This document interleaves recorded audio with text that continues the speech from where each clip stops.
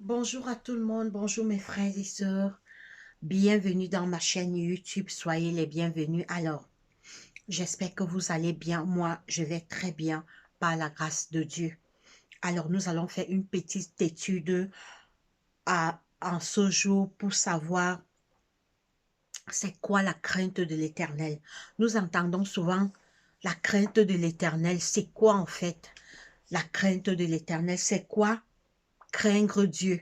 Ça veut dire quoi craindre Dieu?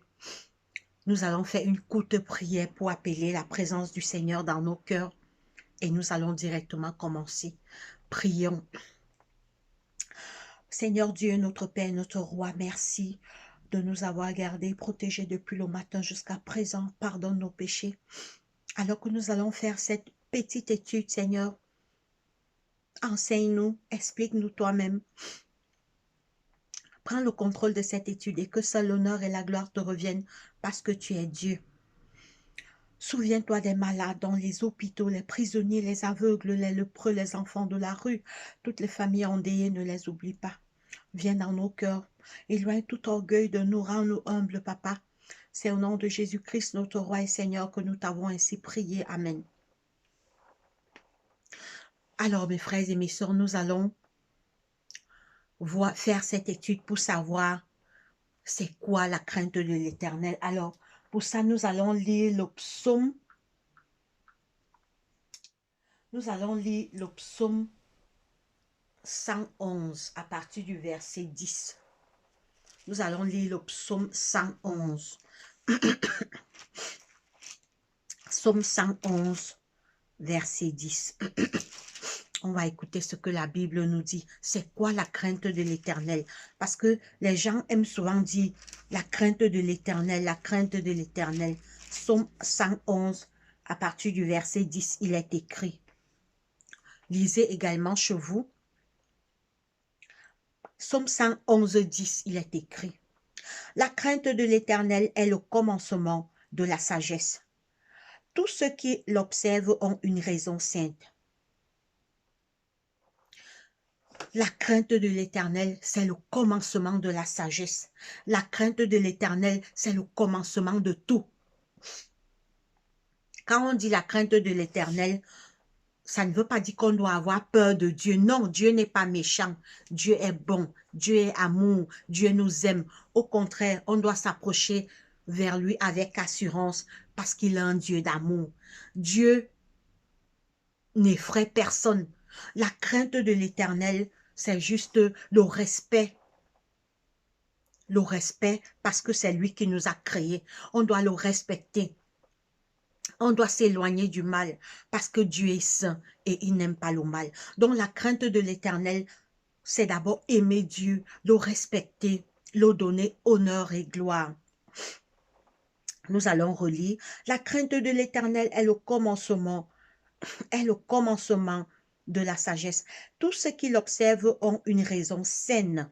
Sa gloire subsiste à jamais. Oui, la crainte de l'Éternel, c'est le commencement de toute sagesse. Si tu veux être sage, si tu veux avoir la sagesse, crains Dieu. Si tu veux avoir la sagesse, éloigne-toi du mal. Si tu veux avoir la sagesse, aime Dieu.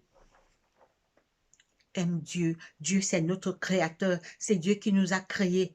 La mort nous montre qu'il y a un Dieu qui existe. Regardez quand quelqu'un meurt, qui peut encore le relever? Personne. Parce qu'il y a un Dieu qui existe. La crainte de l'Éternel, c'est le commencement de la sagesse. Beaucoup de personnes se disent sages. Mais on n'est que sage quand on craint Dieu, quand on l'aime, quand on fuit le mal et quand on obéit à ses commandements.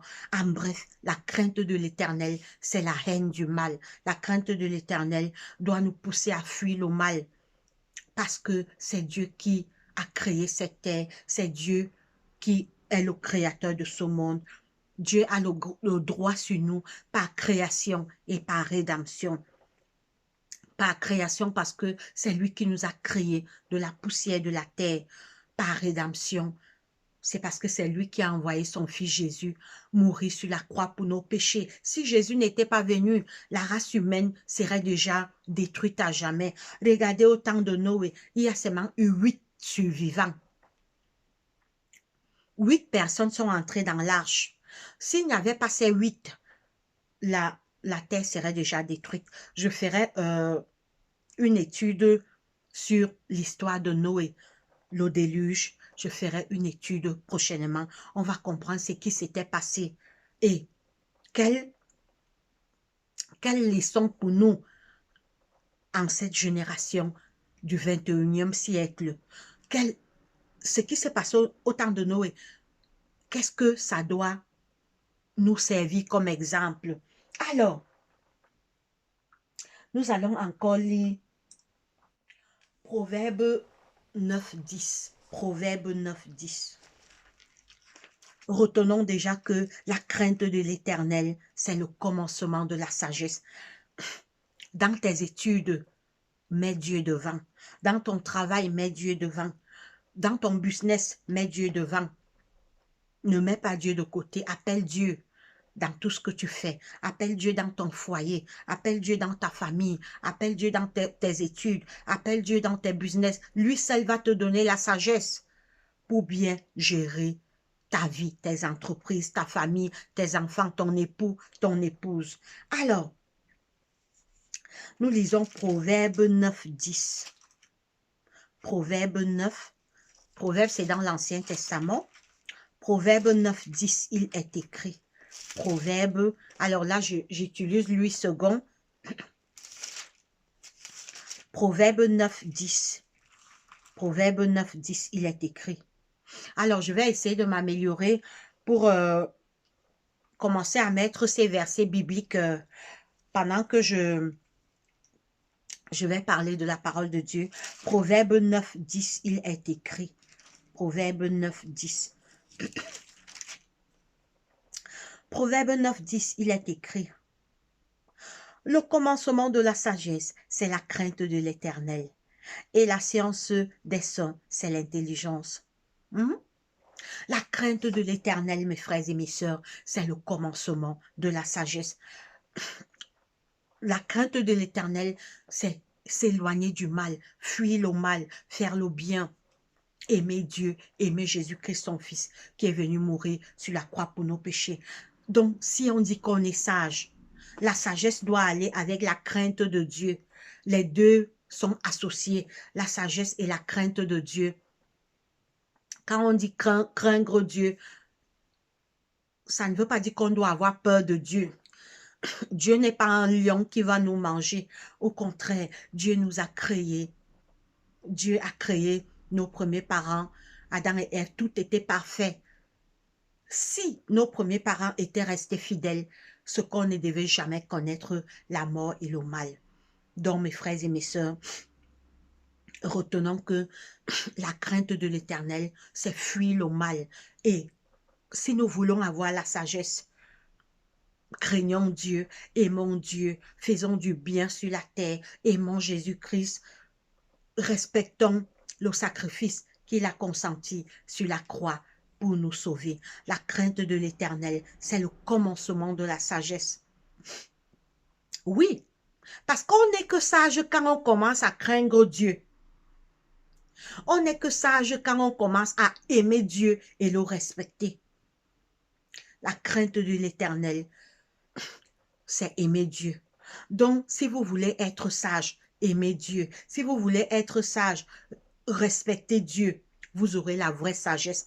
Pas la sagesse des hommes, la sagesse qui vient de Dieu. Et cette sagesse va vous pousser à faire le bien sur la terre, à fuir le mal, à haïr le mensonge, à haïr la haine, les querelles, les divisions, les rancunes, à pardonner à nos semblables quand ils nous feront du mal. Oui, la crainte de l'Éternel nous pousse à faire le bien. La crainte de l'Éternel nous pousse à prier, à lire la Bible, à faire sa volonté, à nous préparer pour le retour imminent et glorieux de notre Seigneur Jésus-Christ. Oui, parce que notre Seigneur Jésus-Christ revient bientôt, mes frères et mes sœurs. Tout ce qui se passe maintenant dans le monde annonce son retour. Alors, nous sommes arrivés au thème de notre étude. Alors, portez-vous bien, abonnez-vous à cette chaîne. Nous aurons toujours des études par la grâce de Dieu et que l'honneur et la gloire reviennent à l'Éternel parce qu'il est Dieu. Prions. Seigneur Dieu, notre Père, notre Roi, merci de nous avoir gardés, protégés depuis le matin jusqu'à présent. Pardonne nos péchés commis contre toi, Seigneur Jésus. Pardonne nos péchés. Efface tout le mal qu'on a fait contre toi. Active nos cœurs vers toi. Chasse Satan et ses démons qui rôdent autour de nous pour nous séduire, pour nous tromper, Seigneur. Aide-nous à faire le bien, éloigne-nous du mal, Papa. Éloigne-nous des mauvaises pensées, des mauvais désirs et des mauvaises pratiques. Viens dans nos cœurs. Guéris les malades dans les hôpitaux, les prisonniers, les aveugles, les lépreux, les enfants de la rue. Toutes les familles endeuillées, Papa, ne les oublie pas. Viens dans nos familles respectives, Seigneur. Envoie dans nos familles la paix, l'amour, la joie, l'unité. Éloigne la haine, la division, les querelles, les jalousies. Aide-nous à nous aimer entre mari et femme, parents et enfants, frères et sœurs. Que l'amour règne, Papa. Chasse Satan et ses démons qui rôdent autour de nous pour nous faire du mal et pour nous faire tomber. Envoie tes anges puissants, Seigneur Jésus, nous protéger du mal.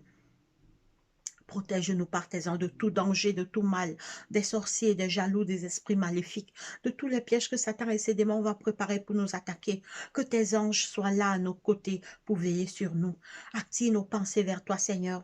Tu nous as dit que la crainte de ton nom, c'est le commencement de la sagesse.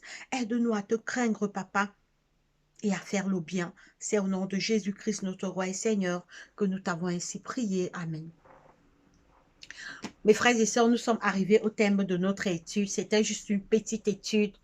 Alors, portez-vous bien et passez une très bonne journée. Que Dieu nous bénisse. Allez, bye bye.